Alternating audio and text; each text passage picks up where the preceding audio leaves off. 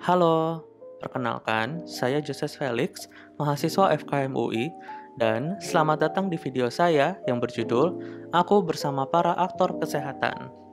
Aktor pelayanan kesehatan yang akan dibahas hari ini adalah mama saya sendiri, kader puskesmas, dinas kesehatan, rumah sakit, dan Kementerian Kesehatan.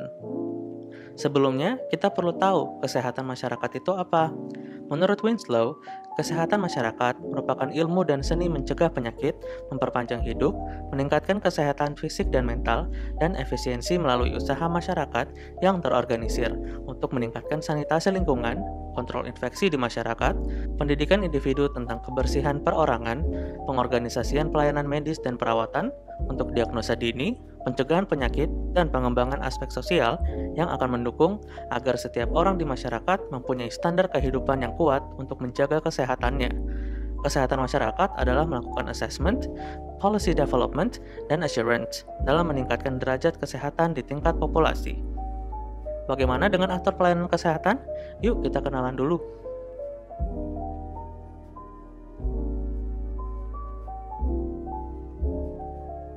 Mama saya, Rotva Hutapea, bekerja sebagai ibu rumah tangga. Selama kehamilan, Mama selalu rutin check up ke Dr. Bobby untuk melihat perkembangan saya selama kehamilan. Saat melahirkan, Mama pergi ke rumah sakit diantar oleh Papa. Ada kejadian yang lucu, di mana saat sedang panik di jalan, di tengah jalan ada ular besar menghalangi jalan mobil, sehingga harus menindas ular tersebut. Dalam proses melahirkan, persalinan dilakukan secara normal. Tetapi yang menjadi concern adalah setelah lahir, saya perlu operasi kaki karena kaki saya berbentuk O atau genivarum. Sehingga setelah konsultasi dengan Dr. Bobby, mama saya membawa saya untuk operasi kaki ke rumah sakit di Jakarta, di mana itu pertama kalinya saya naik pesawat, kata mama. Perkenalkan, nama saya Susi Indrawati. Untuk pekerjaan saya ibu rumah tangga, tapi di samping ibu rumah tangga saya mempunyai kegiatan sosial di luar lingkungan rumah, itu sebagai kader puskesmas Telagasari dan kebetulan juga kader kelurahan Telagasari. Nama saya Eta Husnia SKM.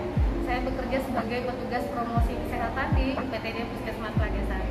Saya kerja di bagian promosi kesehatan dan saat ini saya sudah sekitar 1,5 tahun berada di Puskesmas Telagasari. Halo, di Dinkes DKI Jakarta, Kepala Seksi Surveillance Epidemiologi dan Imunisasi Dinkes Provinsi DKI Jakarta. Ya, dari Februari 2019, jadi udah 2 tahun, hampir 2 tahun setengah. Halo semua teman-teman, kenalin, aku Kristi Grace Hormin, biasa dipanggil Ges. Saat ini bekerja di rumah sakit swasta RS Ciputra Hospital, Citra Garden City, Jakarta Barat. Saya sendiri kerja di sini tuh kurang lebih udah setahun lah ya, setahun. Terus saya di bidang KRMKP. KRMKP itu apa? Komite Risiko Mutu Keselamatan Pasien. Jadi singkatnya saya sebagai tim mutu di rumah sakit tersebut.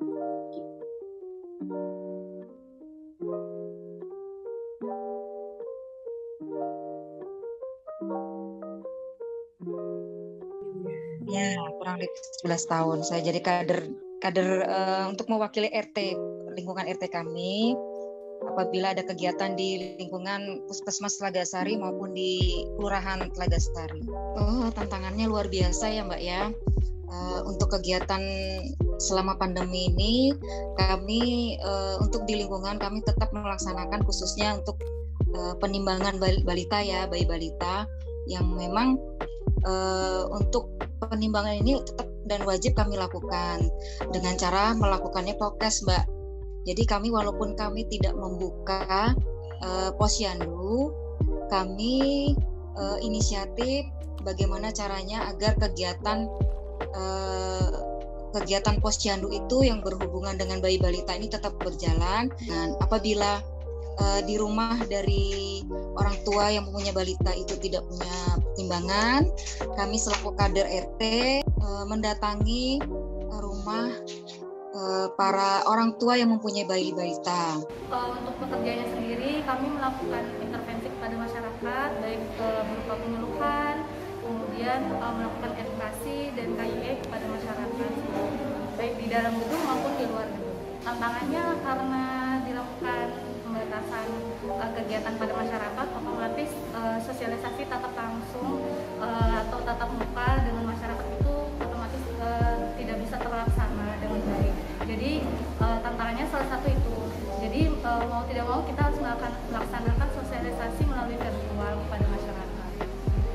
Jadi karena terkendala seperti itu, jadi kita melakukan sosialisasi melalui virtual, melalui Zoom, atau melakukan sosialisasi melalui media sosial, melalui Instagram, Facebook, seperti itu. Dan tidak lupa juga kita melakukan sosialisasi melalui WhatsApp kepada warga melalui kader ataupun ketua RT.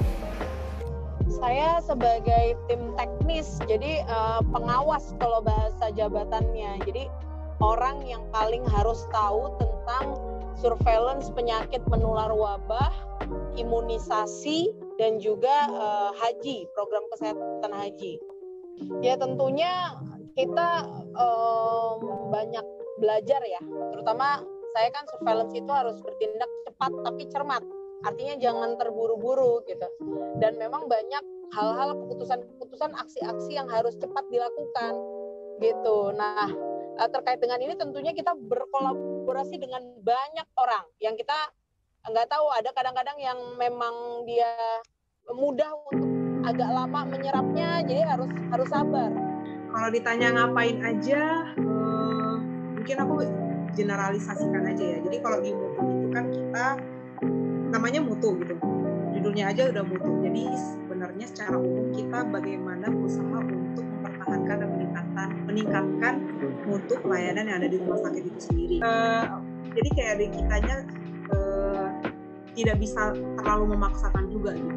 Jadi kita hanya bisa memantau mereka dari laporan indikator mutu yang mereka laporkan kepada kita setiap bulannya.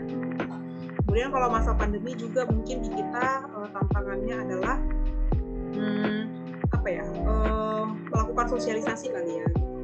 Kalau sebelumnya kita mungkin bisa melakukan rapat bulanan, tribulanan, 6 bulanan kayak gitu bareng-bareng. Pandemi membuat kita harus menghemat waktu untuk kumpul bersama-sama. Jadi kita kadang mungkin regular pelaporan itu tetap jalan gitu ya. Tapi yang namanya rapat rutin, ketemu tatap muka itu lebih enak ya, gitu. Lebih tersampaikan gitu. Kita maunya apa, mereka maunya apa, cari jalan tengahnya kita tersampaikan. Tapi kalau kita hanya sebatas misalnya menggunakan grup chat atau mungkin hanya via Zoom juga jarang gitu. Itu susah gitu loh kita untuk istilahnya kita bertukar pikiran gitu dengan teman-teman gampang. Jadi lebih kepada itu sih mungkin tantangan yang kita hadapi. Di samping mungkin juga kita tantangan yang paling tinggi itu adalah mempertahankan kepuasan pasien ya. Karena pasien-pasien COVID ini ya teman-teman tahu sendiri gitu ya, maksudnya mereka sudah punya tingkat stres yang lumayan.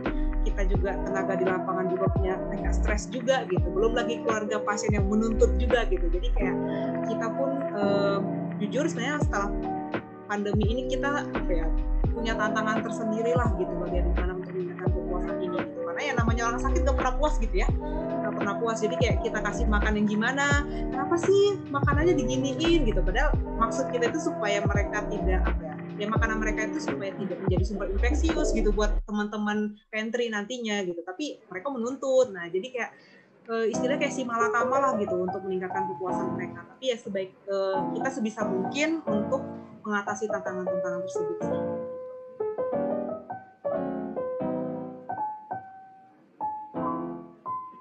Momen yang berkesan itu banyak sekali ya Mas ya. Yang pertama pastinya kita mendapatkan ilmu dari apa yang kita lakukan. Sebelum kita terjun ke lapangan, kami selaku kader RT biasanya kami mendapatkan pengarahan dulu apa yang harus kami lakukan, apalagi di masa pandemi gini Mbak ya. Momennya ini sih lebih menantang. Jadi bagaimana caranya kita meningkatkan supaya masyarakat itu dapat informasi yang kita sampaikan kepada RT maupun Pak RT masing-masing. Momen yang paling udah punya pengalaman dari mulai bekerja sebagai level terdekat dengan masyarakat sampai berada menjadi regulator seperti sekarang. Jadi saya udah ngerasain di puskesmas Puskesmas itu jadi eksekutor ibaratnya ya, dari kebijakan-kebijakan selama 3 tahun. Terus udah gitu saya di suku dinas kesehatan itu semi regulator tapi juga punya aspek lapangan ya, melakukan pembinaan, pengawasan, pengendalian. Lalu tiba-tiba ke dinas kesehatan emang full regulator gitu. Paling yang pertama dari segi kepemimpinan ya, aku melihat kepemimpinan yang model-model down to earth itu jarang gitu. Kalau selama ini mungkin kita kadang sering ya, tapi maksudnya ya mungkin banyak orang yang berpendapat yang namanya pemimpin itu udah dia hanya akan mengatur, mengarahkan gitu aja. Tapi saya mengucap syukur aja gitu di rumah sakit saya ini pimpinan itu memang benar-benar down to earth gitu. Harapannya berharap pastinya kita semua berharap pandemi cepat berlalu ya Mbak ya, Mas, agar kita bisa beraktivitas seperti semula, biar kami melakukan kegiatan seperti normal apa adanya. Mungkin yang salah satunya yang bisa jadi contoh adalah kegiatan posyandu ini ya Mbak ya. Harapan saya semoga dengan adanya pandemi ini kita sama-sama lebih aware, lebih perhatian pada terhadap diri kita sendiri maupun orang lain. Ya kita harus mengedepankan kepentingan masyarakat luas ya. Jadi ketika kita membuat kebijakan, kita itu harus pakai helikopter view, melihat dari berbagai sudut pandang. Nggak tahu sih, atau mungkin hanya rumah sakit saya swasta gitu, atau mungkin pemerintah, ya saya kurang tahu, saya belum membandingkan jujur. Tapi kadang sosialisasi tentang kebijakan ini mungkin kurang